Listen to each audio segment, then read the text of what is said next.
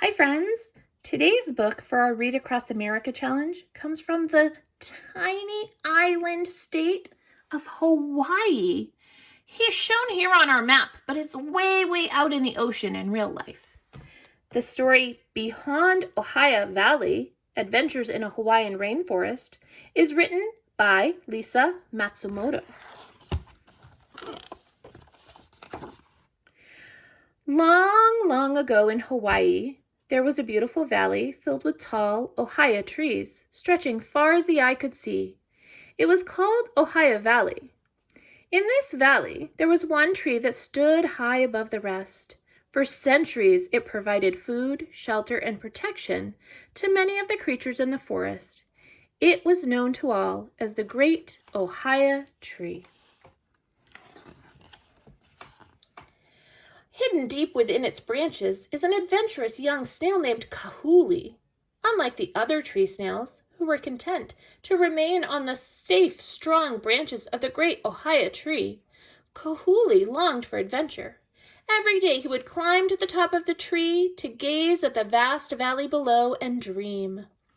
Just once I wish I could go out there and see the world instead of being stuck in this boring old tree. One day, great clouds covered the skies and wind swayed the great Oha'i tree. Coulee hurried up the branches, excited by the leaves rustling around him.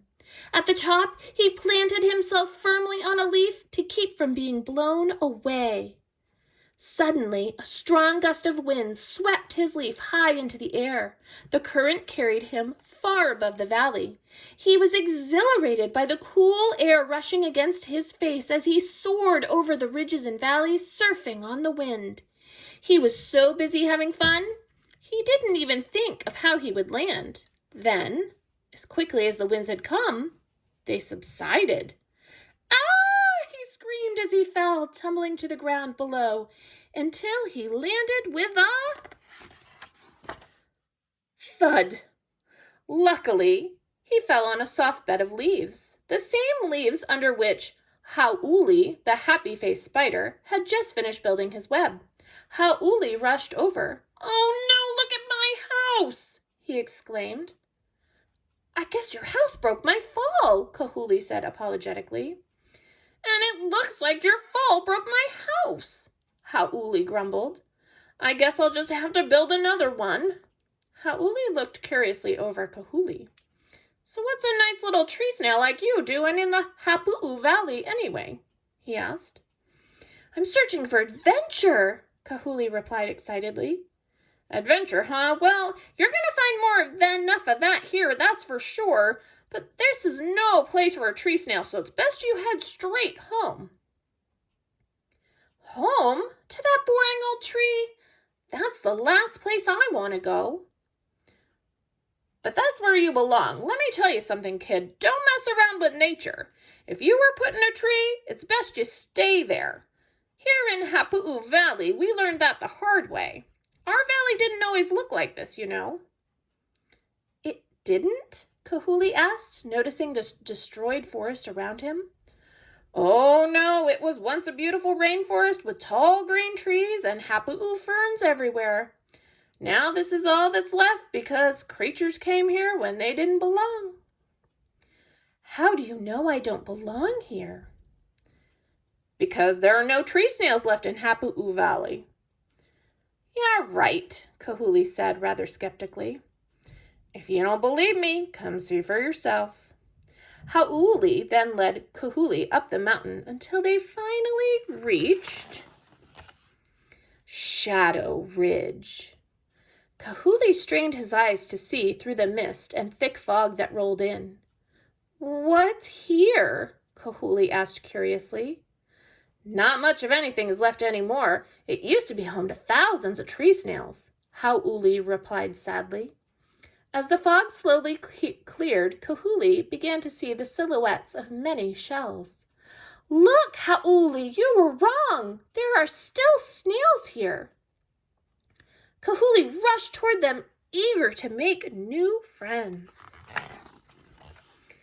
But when he drew nearer, he was horrified to find that all that remained of the snails were their discarded shells. The ridge had become a deserted snail graveyard. Tears filled Kahoolee's eyes. What happened to them?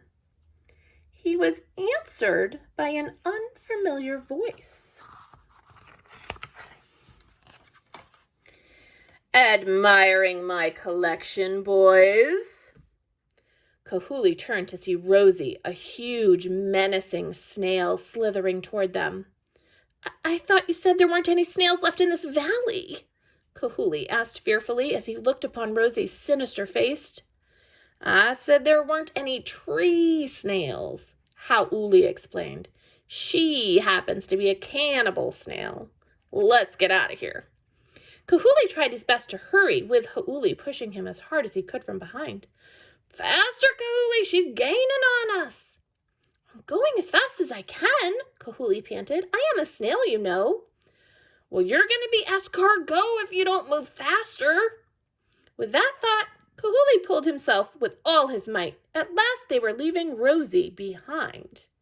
Just when they thought they were out of danger, they found themselves blocked by an immense hollow log. Kahoolee's heart dropped. There was no way around it, and Rosie was closing in on them. They were trapped. What do we do now? Coulee asked in desperation. Don't worry, kid. She'll have to deal with me, Coulee said boldly. Rosie slithered closer as Coulee jumped out and shouted, I'll have you know that all of these 8 legs are registered lethal weapons. Hi-ya! Suddenly, fear struck Rosie's eyes. She quickly turned to retreat. See, Coulee boasted, looking rather smug. Nobody messes with me. Just then, a large, dark shadow crept from behind. Coulee and Kahoot slowly turned around. They were terrified as they stared into the glowing eyes of a pack of rats climbing over the log. They quickly hid themselves under the decaying leaves in the hollow, hoping to remain unnoticed. As the rats chased after Rosie, they made their escape down the ridge. Tired and out of breath, they reached a mountain stream. Whew, we're finally safe, Coulee sighed with relief. The rats will never find us now. Just then, Kahoot heard a rustling from a nearby bush. Are you sure? He questioned.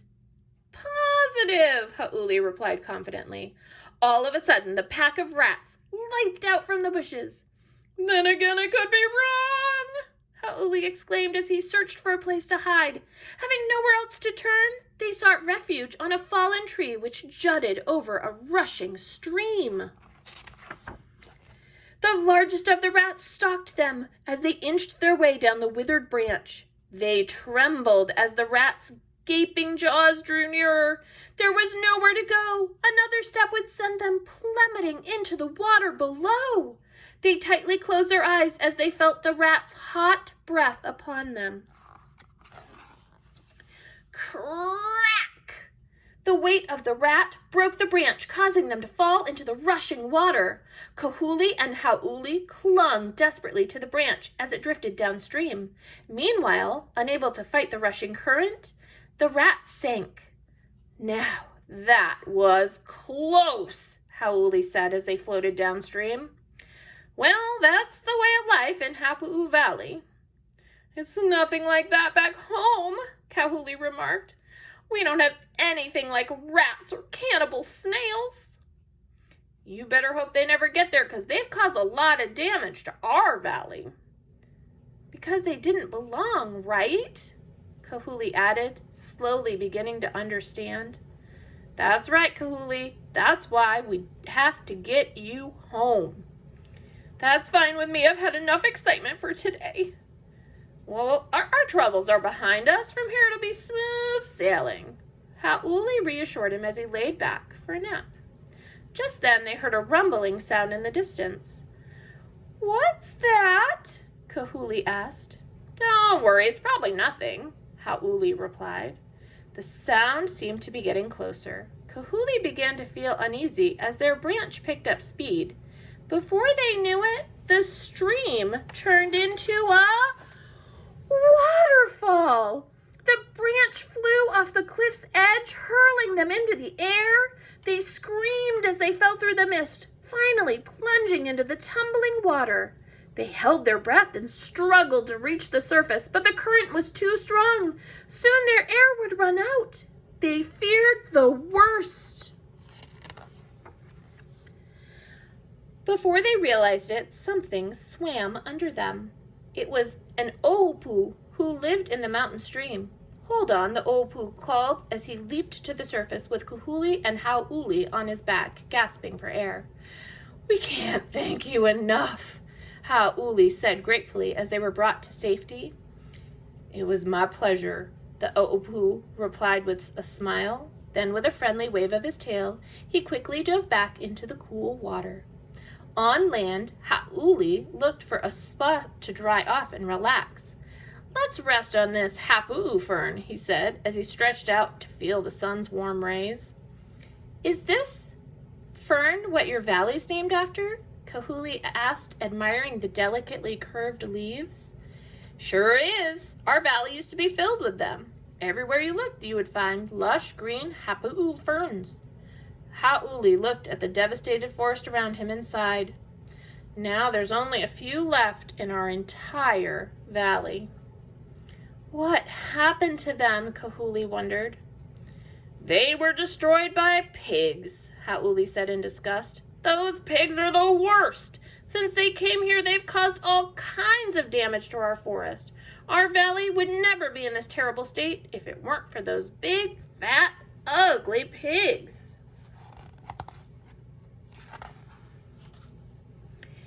"Who are you calling ugly?" bellowed a huge, ferocious pig hovering over them. "We'll see who's ugly when I get through with you."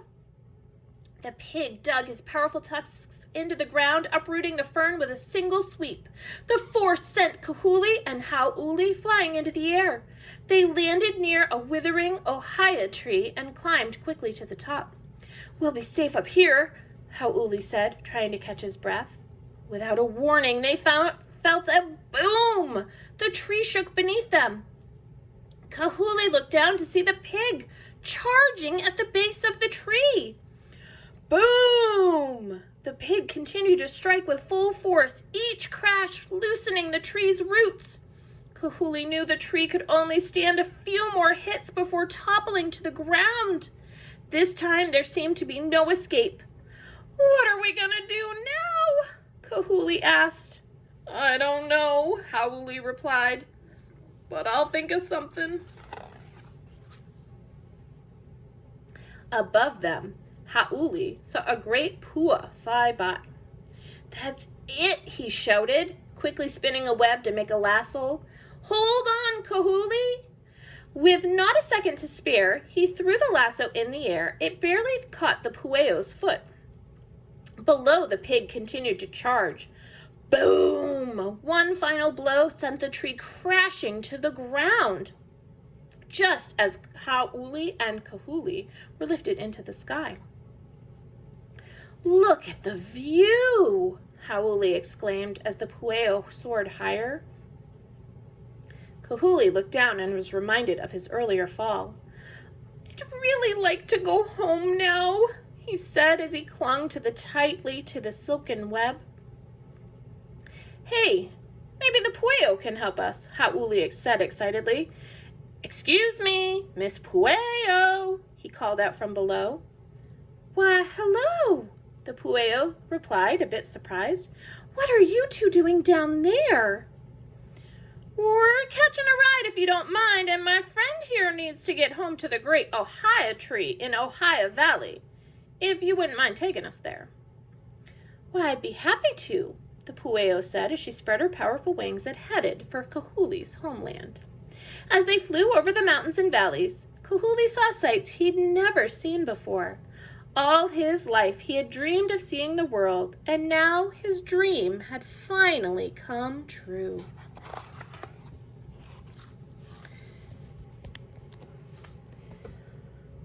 When they finally flew into Oha'i Valley, Coulee was surprised to find that all of the sights he saw, the most spectacular was his own home. Everything he had once taken for granted, he now appreciated and cherished. He was especially happy to see the great Oha'i tree standing proudly in the middle of the valley as it had for centuries. The Pueo landed gently on the great Oha'i tree, and Coulee and Hau'oli said their goodbyes. "Are you sure you can't stay?" Coulee asked hopefully. "You know the rules," Hau'oli replied. "I know," Coulee continued as he climbed down onto the treetop. "Everything must stay where they belong." "That's right, Coulee. Never forget that." The Pueo once again spread her great wings and carried Hau'oli off into the sky. Coulee watched sadly as they disappeared behind the mountains. He would miss his new friend, and yet he was happy to know that they would both be home where they belonged. As far as Coulee was concerned, there was nowhere else he would rather be than the great Oha'i tree. Here is some information about the forest and all the animals we met in this story, if you want to have your parents read those to you.